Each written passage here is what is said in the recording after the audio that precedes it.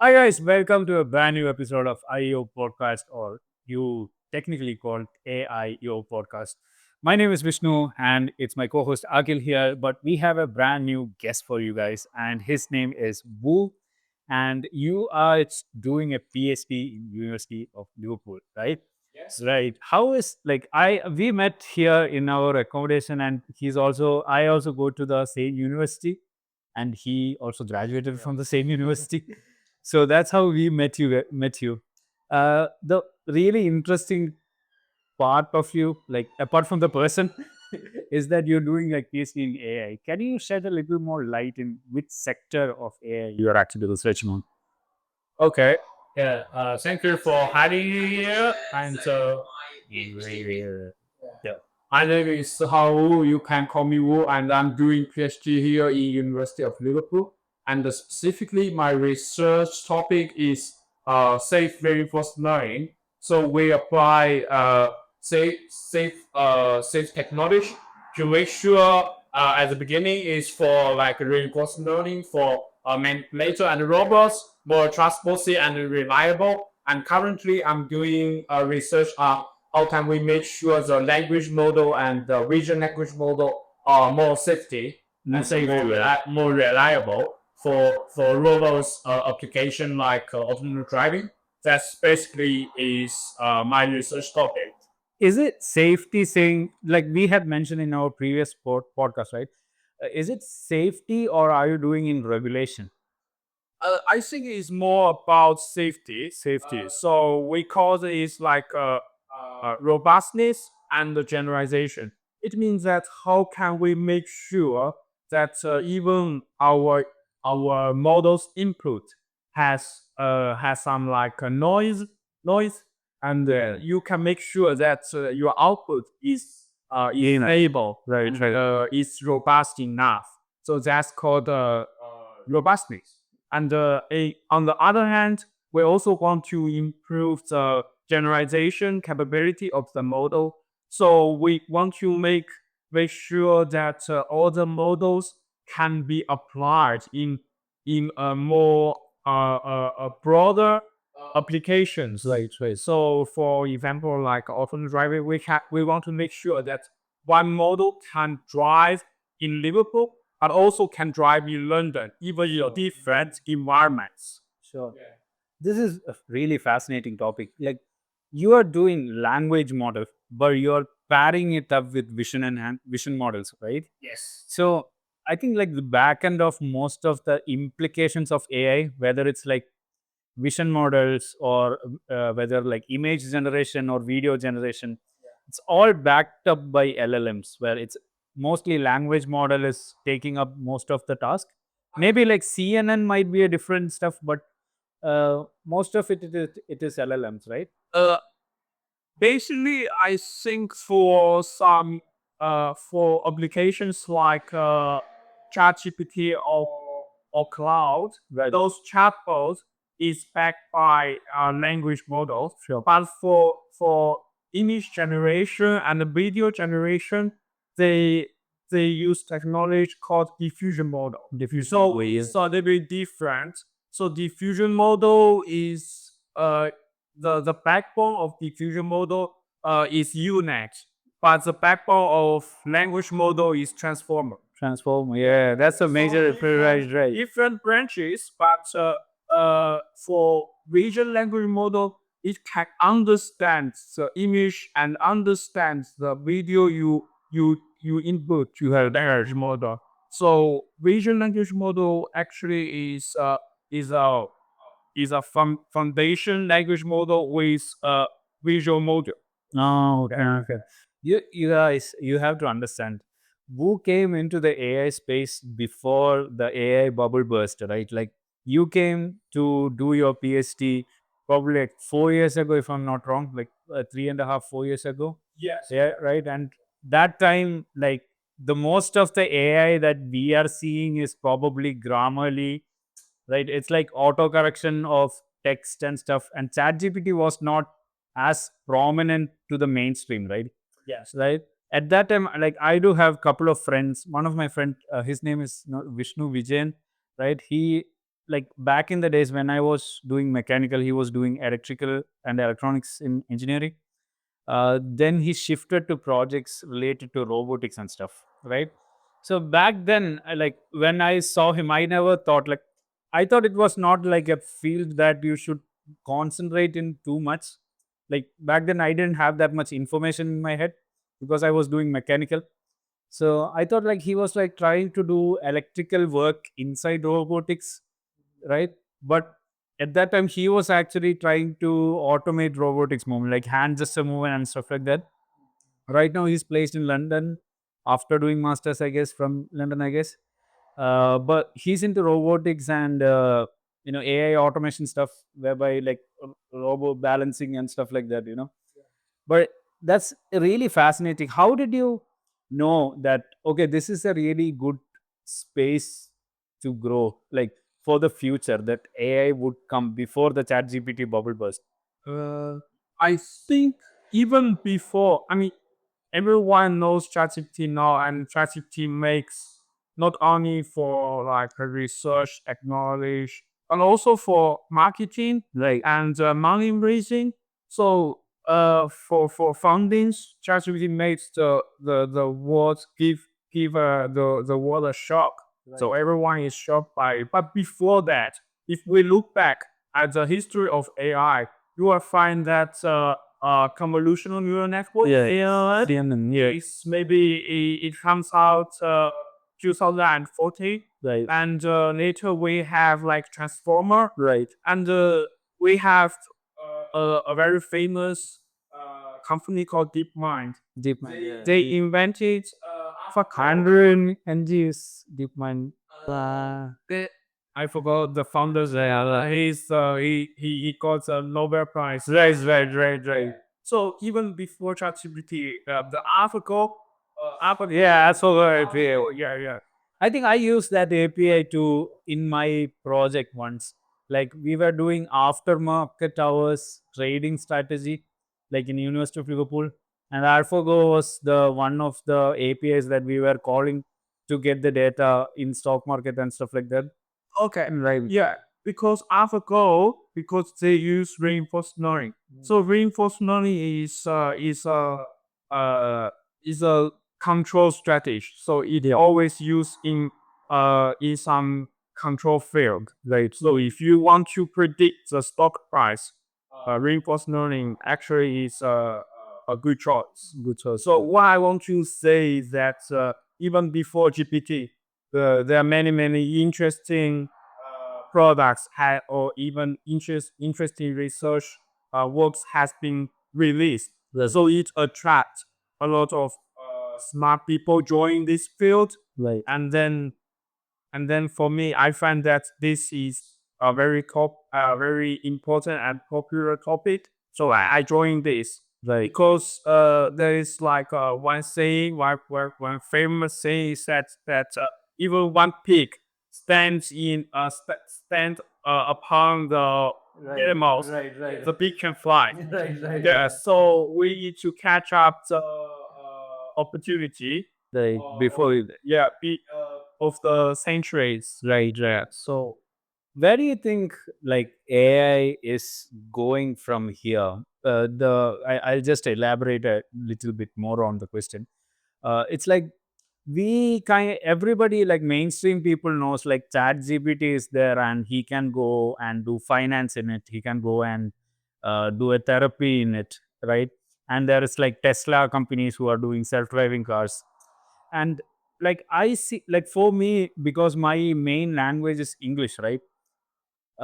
I can't actually read documents which are in Chinese, like Mandarin research papers, right? I think there is a field there which is like not known to the US market or the UK market, where research is more improved in Mandarin. Like because I think there are two major countries which are heading in the AI field. One is US, obviously, and I think China is a bit more advanced, but our media or our social media and our TV doesn't broadcast it, Yeah, right? So we don't know about it. And it, like I try to get research papers from Mandarin, like using like Chinese search consoles, right? But still, the translation and issue was there because I couldn't find the right paper that I want to. Even if I find it, I need to go to an LLM and say, okay, translate the whole paper to me in English, right? Like, did you get to know like any interesting thing which like ChatGPT is one big thing that everybody is using right now, right? Even if you are saying you have a new AI, what you call AI chat bot, which is sold to other companies, right? In the back end, it's a ChatGPT itself. You're paying ChatGPT for, and you call it through an API. Then you make a front end on a different UI and you sell it to a company or a business, right? Do you have any like great papers from like Chinese academics which was fascinating to you? Like it would be future proof for the next 5 years or something like that? You mean Chinese research? Research papers, yes, yes. I think most of the research paper is in English. Is it? Right? Yeah. Even in China, I mean for AI topics. Seriously, yeah? Yeah. But for some like reports, for some like newspapers, Right. yeah, absolutely we use Mandarin. Very fair.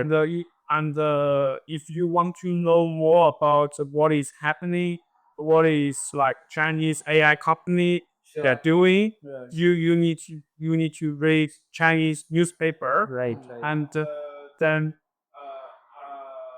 Magazines, magazine, and then I mean that's journalism area where you need to know about news more than yes, like. But where do we find the research papers which are published from that? published from the newspaper. No, no, right now. More IEEE is like a UK, not a UK, but like if you consider there is a race between US and China in the realm of artificial intelligence, right? Where do you think China is standing and compared to US? I think China, this question has been answered by the CEO of NVIDIA. Right. He says China is like just behind America or even stand in at the same line. Right. So I think China is developing very fast, not only on research but also on like startup companies. Right. Because we have ChatGPT, but China we had DeepSeek. Right. So even is it is open source. Yeah. So I think we are both China and American. We are developing very fast, and the government invests a lot of money into this research field. Okay, the few days in which the DeepSeek was released, we saw how the market trends have gone and how the market has disrupted in US. So, do you think there is a possibility of US of China overtaking US in this I race? don't think that is a possibility. No, I'm like I'm damn sure about it. Where do you think? Do you think China can overtake US in this race of AI? And if so, like, do you think, like, can you like list some companies which you think that's like the good next revolution of how to use AI better? Like, is there any companies that are in China which are running in AI? Which what the reason why I'm asking this question is like most of the businesses here in UK, especially, right, is kind of a copy of US. So whatever works in US, they copy it and rebrand it to UK, right? So Home Bargain is like US. I think it's Walmart. Walmart came first. Then UK businessmen's like look at this Walmart and oh yeah. So we need a like Costco or something like that, right? Costco is a US brand, so they came to UK. So then subsidiary businessman sees, oh yeah, we just need a big warehouse and we need to put everything and we need to sell it at a affordable price to a lot of customers. We need to market it in some way like this and then go it here, right? And in the same way, uber is like from US, now it's coming to UK, right? Like that, is there any like Chinese brands which we need to know, like which in your eyes think, okay, this is a great innovation which AI using AI sustainably and safely is, and if a person who is like into business and into a creative AI mind can replicate it, or is it like something like that? I The first thing come to my mind is DeepSeek, but there is another very interesting company is doing embodied AI. I mean humanoid robots and match robots. Right, right. Company name is Unitree. And I mean, most of people we know that match robots Right. is from Boston Dynamics. Boston Dynamics, yeah. But Unitree makes it very easy to produce and very low cost. Low cost. So many universities, research institutes, they are buying products from Unitree. Right, right. And also they are doing research on embodied AI. Okay, Embodied AI. embodied AI means how can we embed the capability of language model into the real robots, house robots. So if you talk with the robot, ask them to clean your kitchen, Right. it can do it by itself. But that is not happening now. But I think it will happen in the future. And also, I want to answer the question is in USA, in Silicon Valley, Right. they have many amazing and interesting startups. Right. So and not only UK copy from USA, China we copy from India, we copy without regret, bro. I don't think is a shame, but uh, because there is like a competition. Right, right. Then USA, they as American, they feel a little bit. They feel that they are pushed back by China, and they will work hard on China. They also get some inspirations uh, when they do research on the American products. Right. But you said that what will be the future direction of AI for maybe next 5 or next 10 years? Sure. I think currently there is one topic very popular and is AI agent. Is So ChatGPT, it can answer general questions. It can give you some common sense ideas for normal users. sure. But if you want to apply it into a financial field, into a research field, you need to fine tune your model. And I think fine tune the model is I think we need to do more than fine tuning. You need to pre-train it more, I guess. I mean, we need to recreate the UI. Oh. How can we interact with language model? We use language model as an agent. We use language model as a software. Right. As a brain. Yes, As a framework. brain. Yeah. But when you think language model is a brain, how can we interact with it? Right, right. That's a very fascinating topic in the next Right. 2 3 years. I have a little more question because I'm not a really expert in this, but to elaborate what he is saying, who has said is like if transformer is the backend of a language model, right? Yeah. You need to concentrate more on not building this transformer to the next gen, but concentrate more on how you input the data, like how better you can input the data and train the transformer model better. Or I think like the limitation or the capability limitation of language model Right.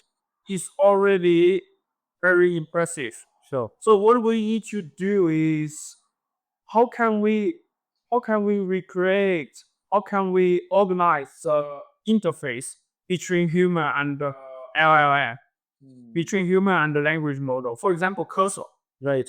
Cursor, before cursor we have copilot. Copilot, right. Right? GitHub Copilot. Yeah, and then we also can ask GPT to write the code for us. So but it's not very convenient for us to copy and paste from the Copilot sidebar to PyCharm or VS Code or something, right? code. Yeah. Because of the just I bought it, right?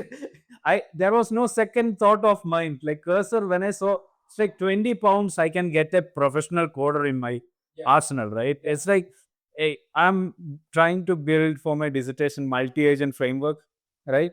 I tried to do it in Python and using ChatGPT, and after some time, I'm like, I can't get it because it's not just about the code, it's also the dependency and the like requirement txt and stuff like that. This thing can't be done in ChatGPT, but cursor on the other hand, you just okay, develop me front end, okay, just connect it to back end. The stuff keeps on creating so easily, yeah. right? So you're saying that we should improve how we interact with language models, Yes. and that's the where the future would be going. That's the is that the purpose why agents are brought in, like so um we can make customized use of large language models in order to get what we want for finance or business. Do you think is that why agents have been brought into the scene?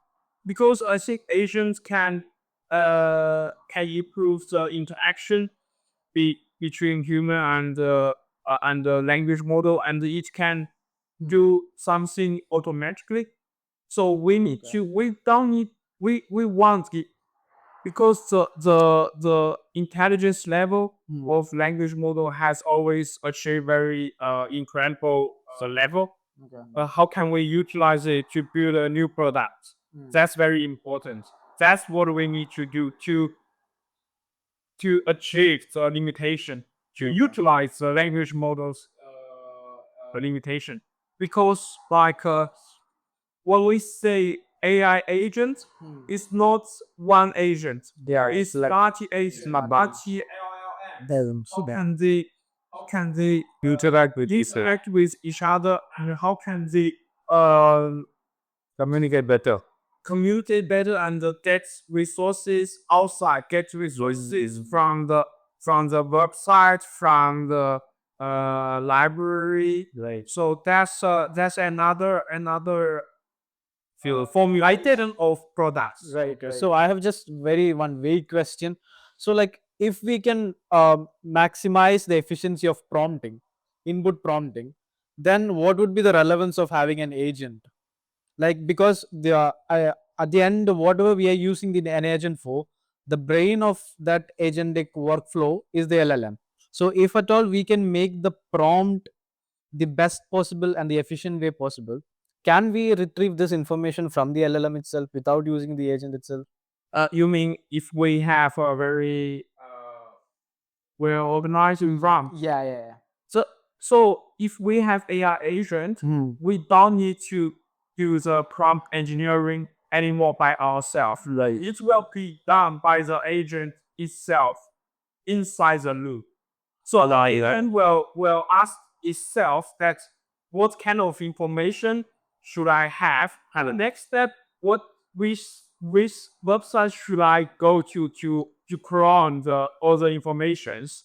So that's more automatically prompt engineering.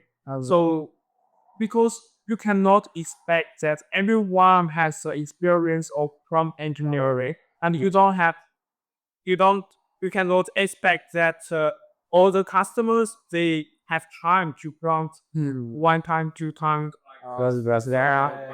But what we want is like a cursor, like web coding. So the agent can do some work by itself, but also ask humans as a examiner. So is this works well? Right. And they said that there is a automation bar that you how how many works you want the AI agent to do it by itself. How many works you want to do by you. So you can do some examiner works, and also you can do some prompt engineering works as well. But I think the meaning of AI agent is to accelerate the automatic process of AI to help us to help us coding, writing, and do some research. Even the prompting will be kind of automated. Yes. Okay, so this was actually said emphasized in Perplexity CEO Aravind Srinivas, I guess. He kind of said, um, like his mom was using the AI agent, right? And his mom is he's from India, and she is not, even though she's educated, like structure of English is not that much, right? Like so he was Arvind was saying like I was complaining to my mom, you know why aren't you writing it in a very concise way so that the agent can understand it. Then Arvind said that's a very dumb way to me to think, because it's a consumer, right? So it shouldn't be like the company's responsible, it should be the company's responsibility to make the consumer side much easier. Yes, right there, yeah. And even if consumer says like what is the next match near my, like what is the next match in Liverpool in 2025 June, like consumer can get the spelling wrong as well, but still the AI has to manage to make it better. And like Perplexity CEO kind of said, like then we kind of renovated Perplexity in such a way that even if you make spelling mistake, or if you English is not like structurally good, Perplexity can get it right. Yeah, I think Perplexity is a very Amazing stuff, bro. a very great products. And also, if you go deeply to their products, they have very they are a little bit different from ChatGPT. They are better than search. Yeah, I think Perplexity is the next Google, right? Like I think like Yes, they want to replace search Google search. right there. And even in marketing field itself, like for us, like I think back in like 1 year before, I was like seeing things, marketing strategies where companies are trying to put out things in website which are Perplexity friendly. Like usually it's like SEO friendly means Google search friendly, but now companies are putting out blogs and stuff which are like Perplexity. After you research something, right, you get couple of recommendations down in Perplexity, right? We follow right formulate their websites. It's not formulate as in visually, but how they write in blog post and all. It's not now blog posts which are in Google. It's more like how will a person think in Perplexity. Like so, for example, I need a headphone in that is Mac Apple friendly, right? But most of the wired headphones which are out of like not Apple related headphones, like which are not produced by Apple, they are actually, even if you put the wire in, it will connect to Bluetooth. It, even though it's a wire headphone, it's actually even only if you on the Bluetooth it will play audio, right? But so there is another thing known as MCI certification or something like MAC is Apple certification headphones, whereby if you connect the lightning cable in Apple iPhone, it will correct directly, the headphone will get on without the Bluetooth, right? So if I am a second hand reseller, right, I had a company but I'm not Apple actually, but I have that certification. So the Perplexity, the person who is like a consumer trying to buy a product, right?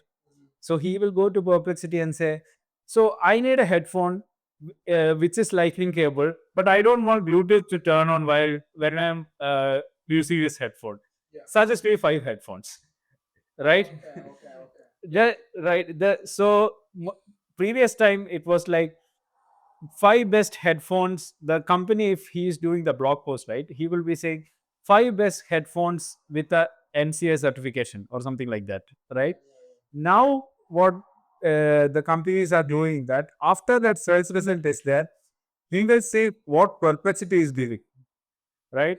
And he will try to answer that question inside his blogs. So Perplexity will also go and try to find blogs which is related to that, right? So it's like marketing field is being shifted because of Perplexity and ChatGPT. Now people want to do ChatGPT friendly websites, not Google friendly website anymore. Like back in the day, Google was a mountain you can't move. Like it's the big mountain, right? So I think like Perplexity and ChatGPT is not the uh, end formulation for the search engine. Right. So we still have room to improve it. Right. So sometimes, for example, if we just need some very sharp and short answer, Right. still give you a very long answer. Right? So I think so there's like one paper or one article criticize that many different AI products they just looks too similar to ChatGPT, Right. even Perplexity. But if I mean if you use Perplexity, you will find the differences. Right. Right. So the Interface. You're right. the UI interface is still very similar. I think there is a huge room to improve in Isn't the there? UI. Right. But it's just that other end of it is marketing term is like you can't be too much out of the box, right? So if you see our phones, right? Always any phone you take, like whether it's iPhone, Android, or Nokia, right? When you drag down from the top, notification bar comes in, right? So you can't change that part because that is a customer's like psychological thing, right? So it's like Perplexity can do a huge AI, huge UI difference. But if it is too like sophisticated, people will be like, I like ChatGPT more because it's simple. You know, I see. Yeah. it's just it's a valid point that you said, but I'm saying like on the other hand, this is also an issue. Like they can't innovate too much, right? If you're making a car, you can't put a steering with a joystick, right? People will be crazy. Where's my steering? Right? Partake, you don't have to cite and try to contradict me as soon as possible. But another thing was like you had another startup, like before your PhD came, you were in AI field itself, right? With a startup, Zero AI. Yeah, we saw. I mean, we start in 2023. Don't So say it is during my during your PhD, right? Right. so the name is Zero AI, right? And we are doing some safe vision language model software for autonomous driving. So with some friends, we start up the company in UK. And the UK Yeah, in UK. with the taxes, man, with the taxes. No, I mean at the first we do it we register here and we have different people from around the world, not only in UK. We have engineers in China, in USA, and in Europe. Wow. Well, so but the main contributors is from University of Liverpool. Makes sense. Makes sense. I think they like even University of Liverpool. I was like when I was applying, they have a lot of funding in AI department, and they kind of bought new supercomputers and stuff like that. Like right, it's pretty interesting. But tell us more about the zero AI. Right, like what is the problem statement that you're actually trying to solve? There? So because basically when we look at technology using autonomous driving, Right. so it's an end-to-end model. The biggest problem is that the generalization of the model is not that good. So it will have some different reactions when the data set is not inside your training data. So as we talk about that, if we train the autonomous driving new software only based on the London data, Right. only based on the data collect in London, it may not able to apply in Liverpool. Right. But the language model can solve these problems to improve the generalization capabilities. So this is one of the reasons. And another reason is that language model can give you the reason why we make this decision. So it improves the explainability of the model, can help people to understand it more. So this is the reason why we want to apply VLN into autonomous driving. And many companies they are doing Yeah, it is. they are doing this here, like Wave, Right. Wave, taxi kind of stuff, right? Global Taxi, Right. Wave based in UK, and Li Auto in China and Xiaomi in China. So they Oh, Xiaomi was actually doing it though. Xiaomi they also have two different. Dude, what do they not have? They are coming in every sector, right? Like vacuum is there is like self-cleaning vacuum, Xiaomi vacuum cleaners are there, phones are there. Like every sector they are that like get him at They start the automobile industry right. 3 or 4 years. Yeah, yeah. They achieved a very they have made a great achievement recently. They just released their second car recently, Right. the YU7. Why you saying right? YU7, yeah. And let's come back to the where I am for autonomous driving. Yeah, I'm really sorry to stop you. Okay, I think there is a gray area on uh, I'll try to explain something because most of the audience might not be as in depth on autonomous driving and stuff like that, right? So if correct me if I'm wrong, and then you can continue. I think that will be a better idea on it. So like autonomous driving is like when you want the car to go from A to B, right? So example London to Liverpool or something like that, right?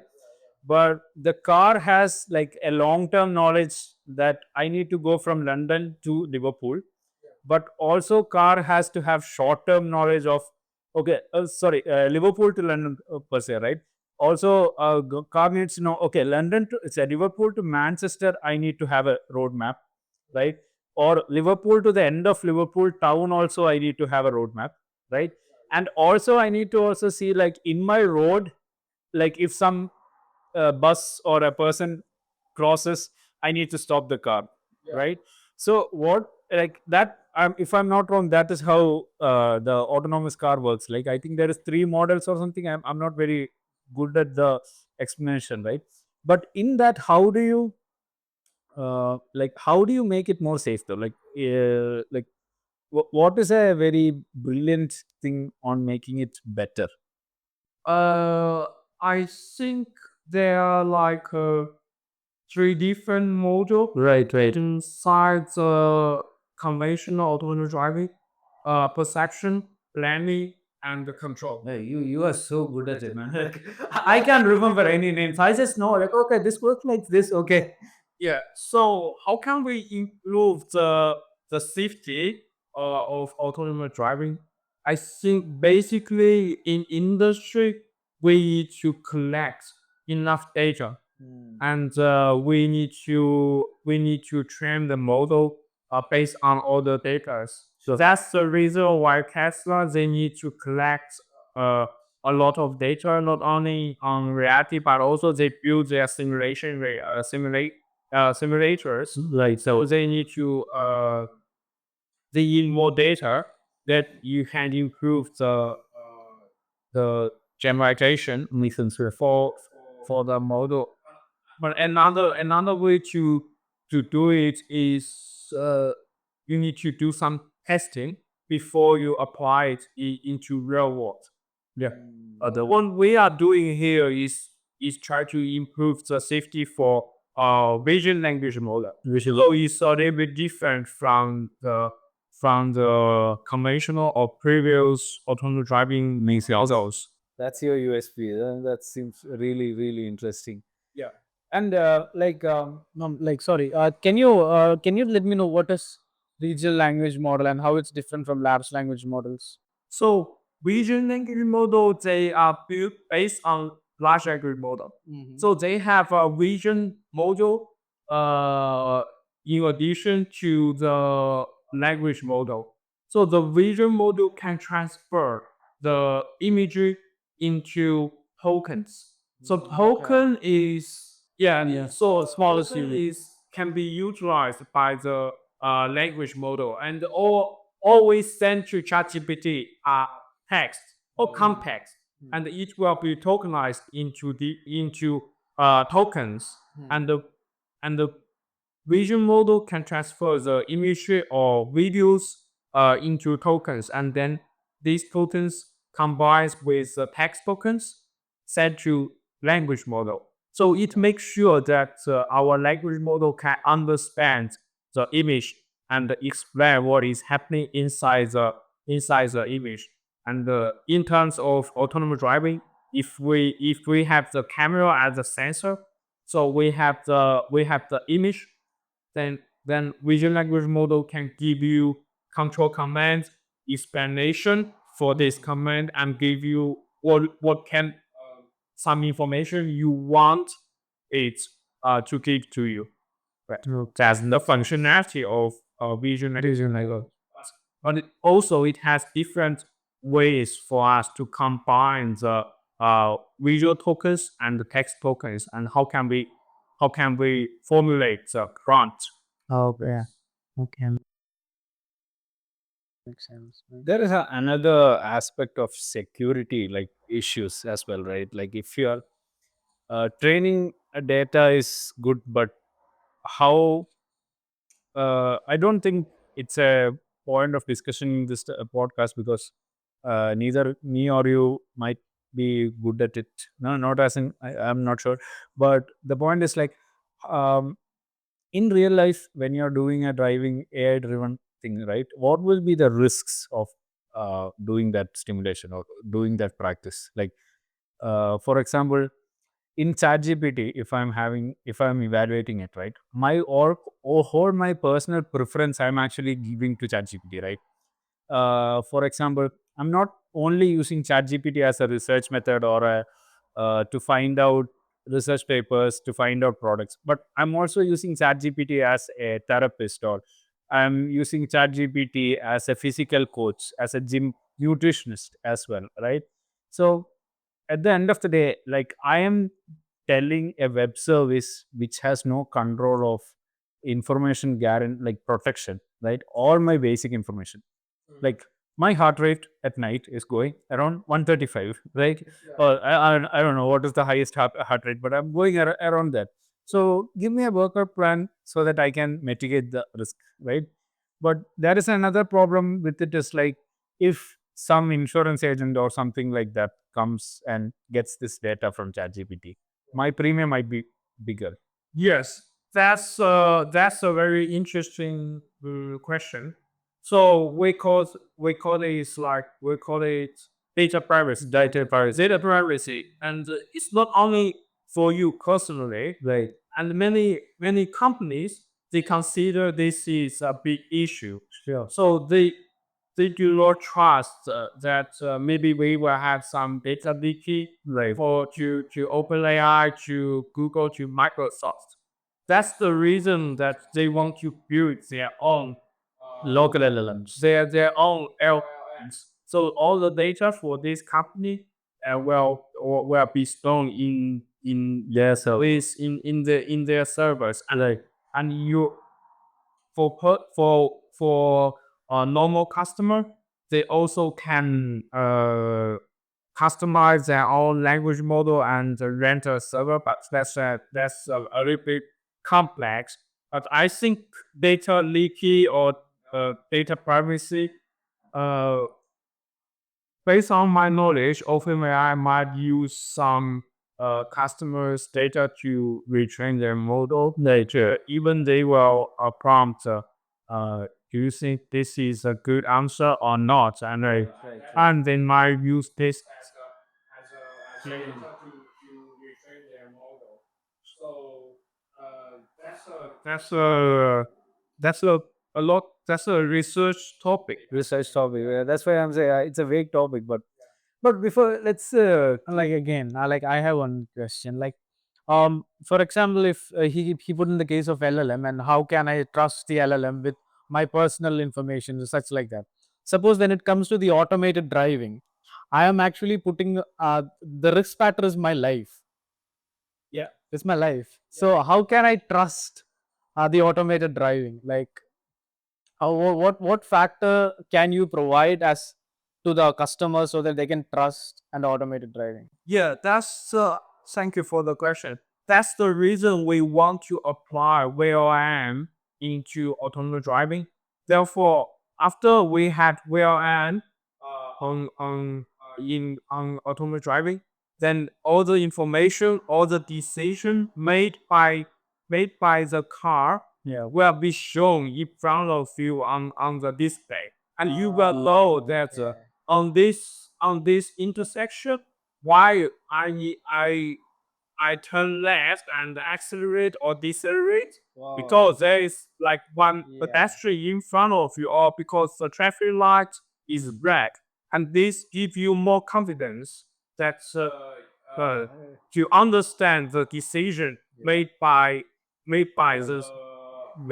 end-to-end models. Yeah, because when we are driving, there are in the fraction of a second we are making a lot of decision. As a driver, we are making a lot of. Suppose there is a pedestrian crossing, there is a traffic light appearing, there is like a water, there is a rain. So we are incorporating a lot of our decision making factors. So when it comes to an AI, like do you think that AI can administer all these factors in the minuscule of second and can make a decision, or how efficient can it be?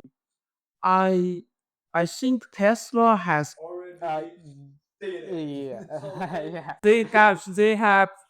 they have robotaxi, Yeah. which is running on Silicon Valley. I guess I'm not sure which city, but they released their robotaxi, Yeah. and also the most latest software of FSD Yeah. of Tesla is 13 or version 13 or version 14. So when you try it, you will be shocked by their performance. Okay. Because why? Because they have why autonomous driving can behave even better than human drivers, because they have a lot of sensors, and they have high performance computing resources. Yep. And they a lot of engineers working on it, and it and the when you look at the development of the FSD, you will find that it becomes more and more intelligent than before. This is because Tesla get more data. So, based on my understanding, the current version of FSD can drive smoothly and safely, but still we need time to test it, and uh, we need to convince people to trust it and use it. Yeah, that's a long way, but Yeah. if one human driver make accident, That is exactly where I was going to. Yeah. that that's not a big news. But if autonomous Yeah. driving It's driver yeah. make an accident, That's that's a a big big news. news. Yeah. It's So we might need more time to test it yeah. in real life, but I think the end to end auto driving with VRM can pave the way for the future. Okay. Just an addition to that question. Suppose we will be testing this automated driving on the roads where there are human drivers as well. So the decision making that the automatic that the AI driver should make, actually in a way or in different ways, can also be reliant on the decision that the human drivers are making. I'll make a very small example. Suppose I am driving a car, and your car has an automated driving, and there is a traffic signal approaching, and by mistake I didn't see the traffic signal. I'm a human driver. I didn't see the traffic signal. So but you assume that you are an automated driver, and you assume that the car that is coming in front of me has already seen the traffic signal and will be taking a left, but by mistake I took the right. So it's actually a human Lane mistake. splitting or something like that. Yeah, Right? it's actually a human mistake. But your automated driving will also be a part of that mistake. So where do you think this ambiguity can be solved? Because like a fraction of the cars on the road will be driven by humans, and a very small part will be driven by AI. So, wha- how long do you think this will take to solve this problem?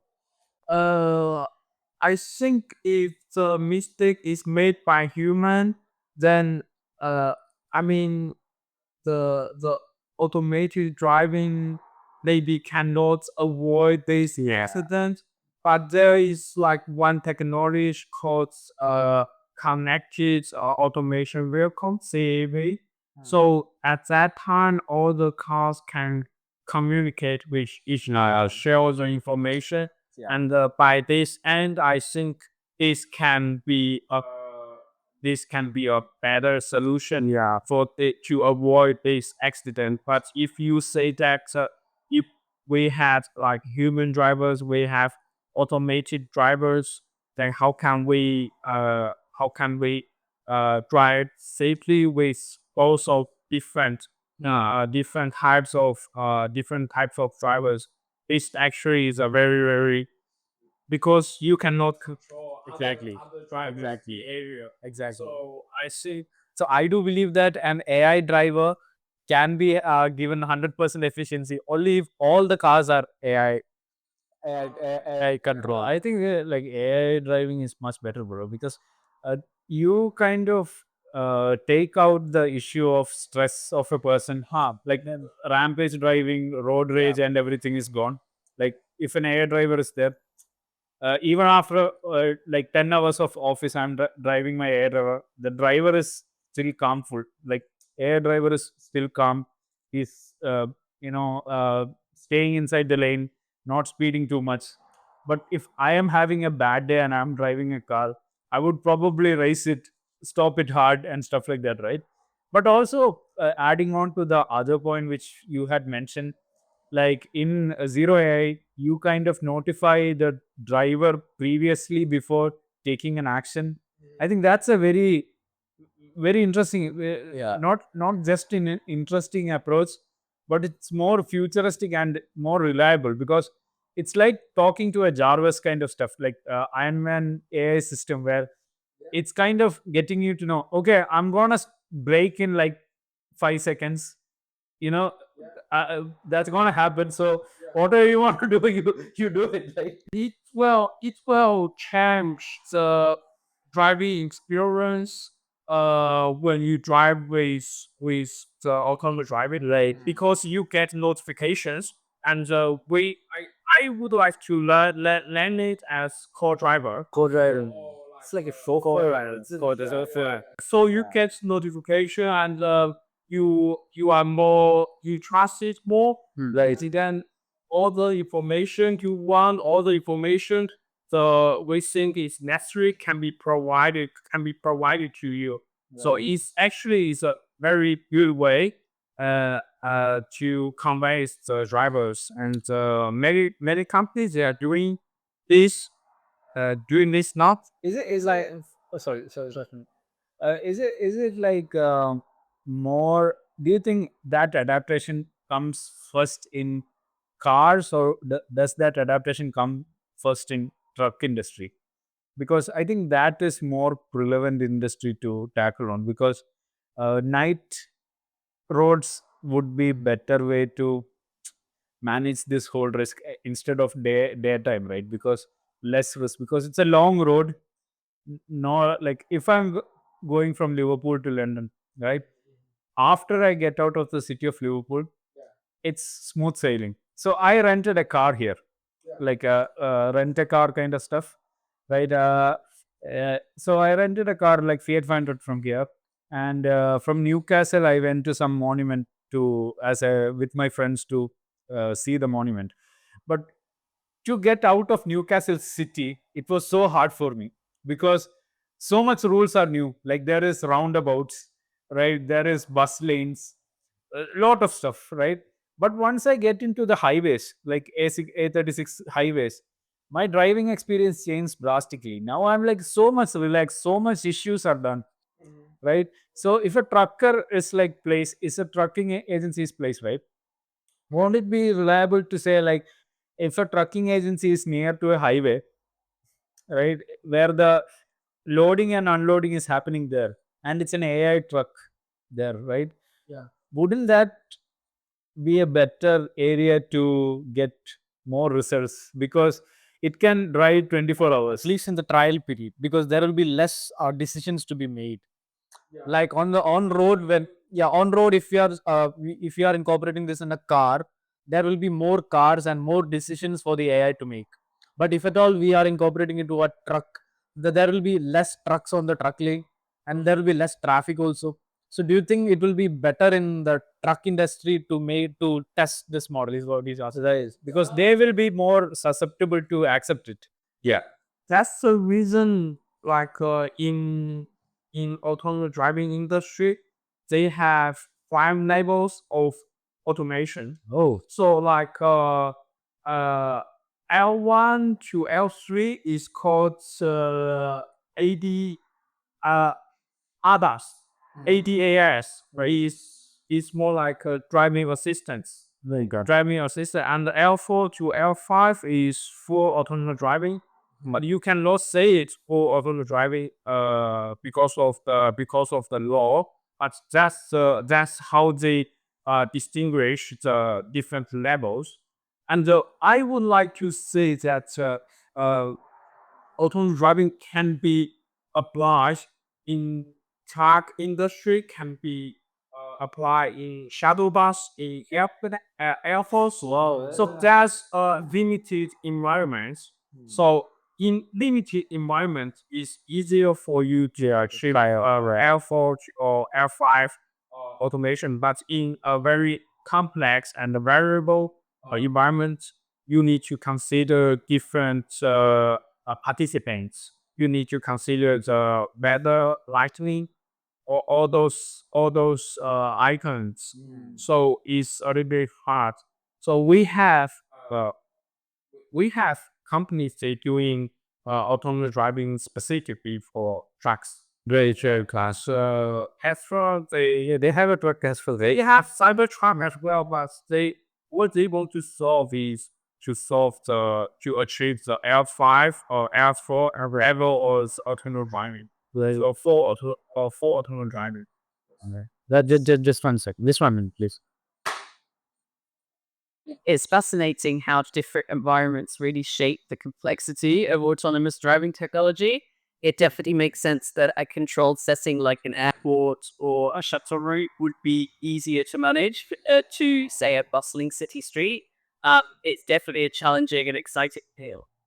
So Lucy can give us, even if we kind of half know everything, we can ask her. So she will, like, if L1, L2, L5, she can explain like what is the name ALD or something like. Right, Lucy, can you explain like L1, L2, L5 in detail? Like what is it called?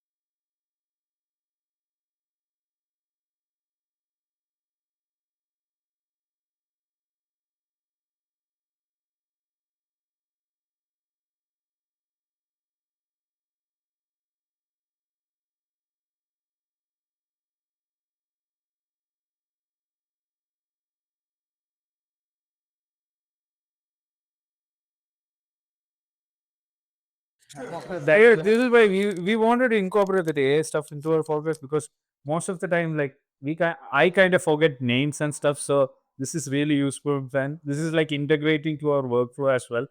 Yeah, Like, that's where we accept that we don't as humans have a lot of what do you call it, limitation to have a lot of knowledge. But this is a language, large language model.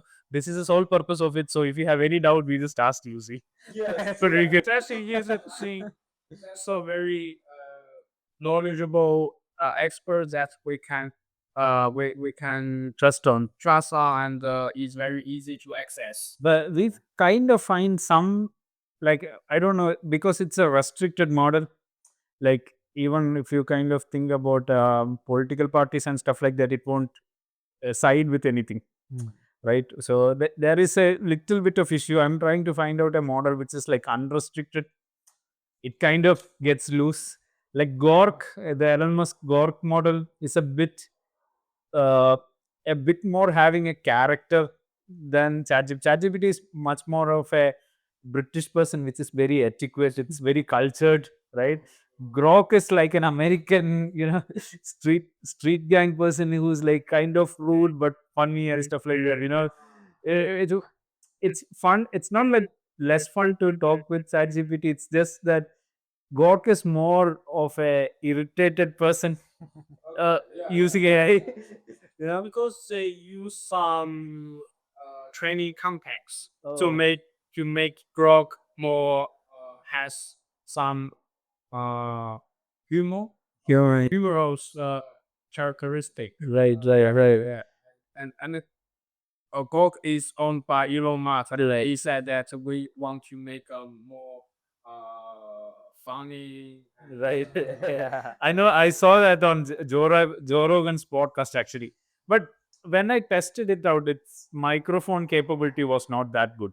Like I don't know, like whether it's the premium issue. I didn't take the premium side, but the normal one was not like it was not capturing what we were saying much. Like I think if it is a one-on-one conversation, it was good. But if it's like a 2% or 3% in the group conversation, it's not capturing. It's not contributing to the conversation too much, right? But more on to that, like you have a company, you are doing like research, and you are also doing PhD, and I think you are started your assistant teaching as well in Liverpool, like University of Liverpool, right? Demonstrator Demonstrator. for the lab for the coding course. They're all right. Like, give us a second here. So, but I want to ask you, like, um, because you're doing hiring inside your company as well, right? What kind of engineers are more future proof? Like, what kind of engineer are you looking at the moment, and like what kind of engineers would be prevailing in the future? Because there is a huge controversy whereby saying, AI is here, cursor is here, engineers are done, right? But I don't think that is the case, because even with cursor you kind of have to know like how computer works, how the processor works, and how different models and things works with the computer and stuff like that. Yeah, I think cursor, even cursor can work very well, but it cannot replace the engineer because you need people to understand all the code. You need to uh, uh maybe like debug it or adjust some parameter to achieve some effect where we want. Right. And as for the engineer we are looking for, I think we're looking for some engineer who can really cooperate with others and make the core contribution to the project or lead the project. Sure. I think this is a very very good quality for the engineer. So you need to cooperate with others and you need to lead the team to complete the projects.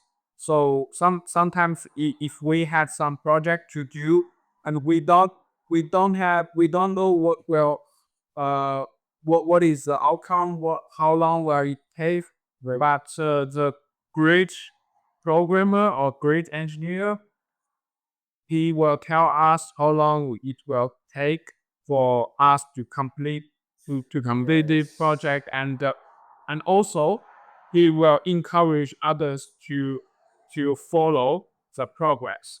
I think for great company, for a great product, there are only one or two amazing engineers. There you go. And all others are help them to do the work. Right. But those one or two engineer is is the spirit of the product. Right. It can really contribute to the product, or we can say they built from 0 to 1 for the product. Right. And this kind of person is what we are looking for as a startup. Right. Have you seen like any languages which is more prominent or something like that, which maybe like I kind of saw this trend. Maybe it's wrong or maybe it's right. 2018 to 2022, SQL and Python was much prominent, right? Then SQL kind of gone back, and Python packages comes in, and Python started to come up for a bit of time, right? But right now, I see like in the world of coding, there is packages like Node.js for front end. Now HTML is gone, right? So Node.js is more there. Then there is like recently I was doing a project in ScreenPipe.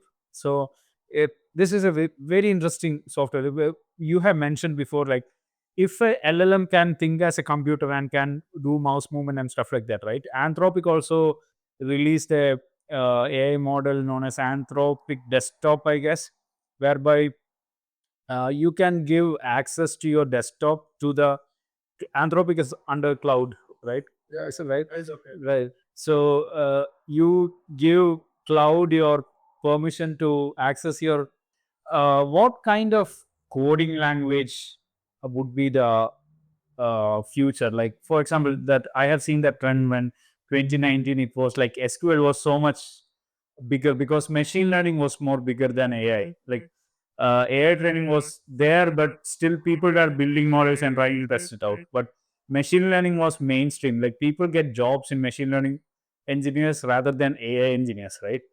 So then Python came, packages came. Then Python was so much robust because it's much easier to code in Python. It's more language friendly, right? But there is always this presence of C, which is like the underlying backbone of Python, which is more of a programmer's programming language, right? But then I saw a new phase of programming language where Node.js came in and HTML is out completely. Like nobody, like if it's a startup and he needs to create a front end, which is amazing, and he don't want a full, 7 people team to build the front end and maintain it. He just uses cursor, Node.js, and 2 or 3 developers there, and it's done there.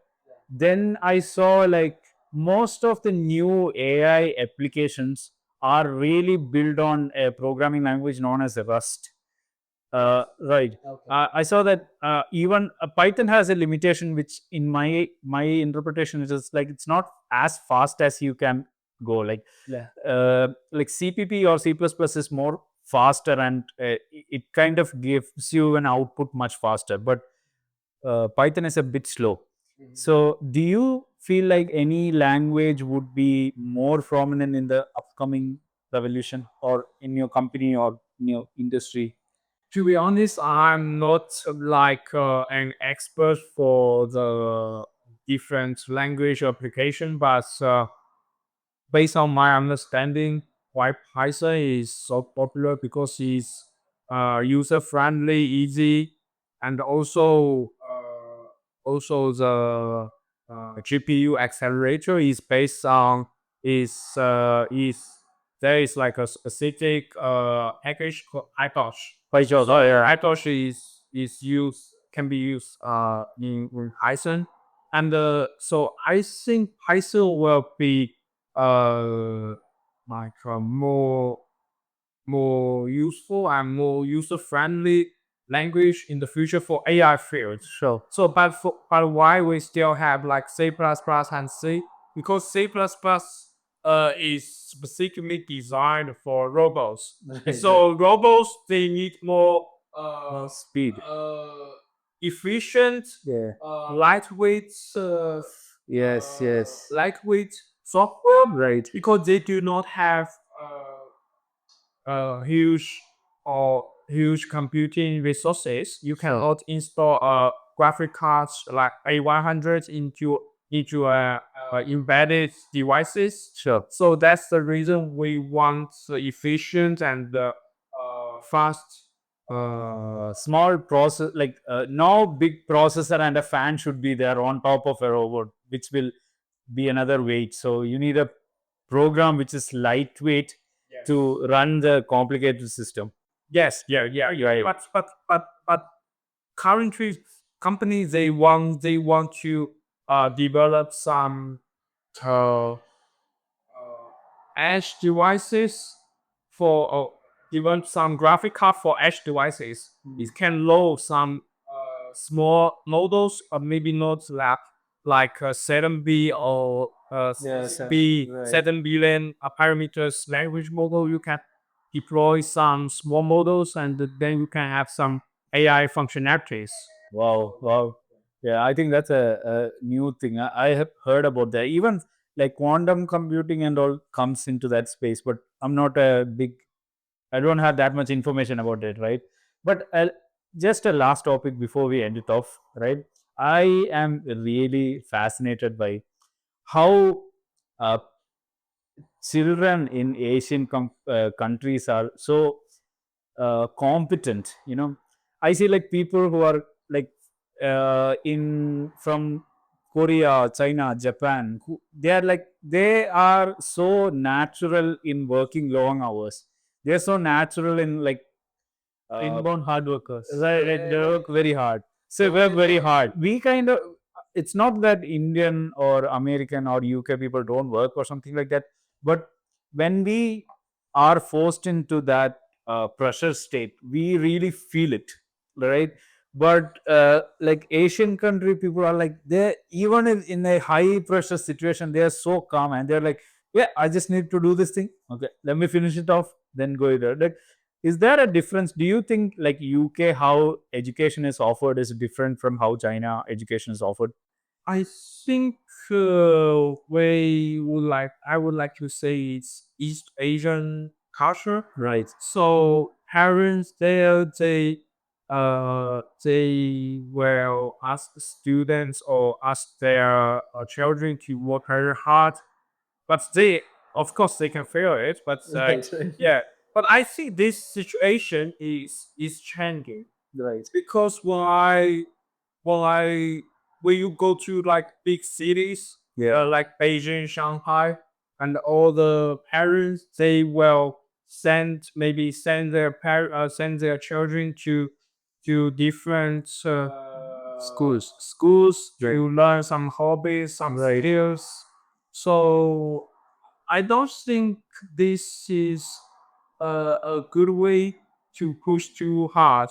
So you need to enjoy what you are doing and you need to love what you are doing.